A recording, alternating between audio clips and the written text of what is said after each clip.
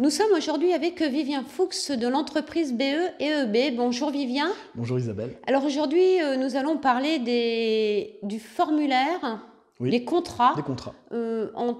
à voir lorsqu'on rénove avec un professionnel C'est sa ça. maison. C'est ça.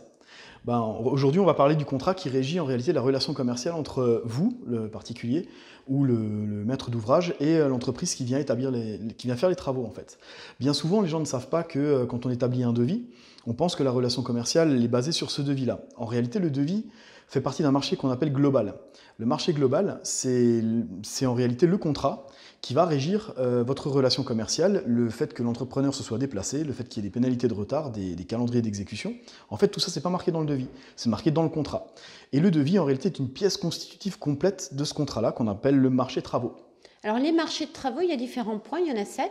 Il y en a 7. Alors, ils reprennent la norme NFP 03001, qui est en réalité la loi, la norme, qui est issue du Code civil. On a le présent contrat, puisque en réalité, c'est un contrat de gré à gré. On a les conditions générales d'intervention de l'entreprise, qui régissent la vie de l'entreprise. On a le devis descriptif, donc le fameux descriptif qu'on signe, c'est ça, c'est le devis quantitatif, avec les prix dessus, unitaires marqués. On a également le calendrier d'exécution, qui est en réalité le planning. On a les plans, puisque vous êtes censé travailler avec des plans, et Bien sûr. on a également les normes, c'est-à-dire les normes relatives aux matériaux qu'on utilise. Voilà. Alors, ce document est très important en cas de litige. Tout à fait, c'est votre protection en fait. C'est-à-dire que il définit, en réalité, vous avez tout dedans, quoi. Vous avez le nom de l'entreprise, vous avez où elle est inscrite au registre du commerce, qui sont les gérants. On a aussi également quelles sont les pénalités de retard auxquelles vous avez droit.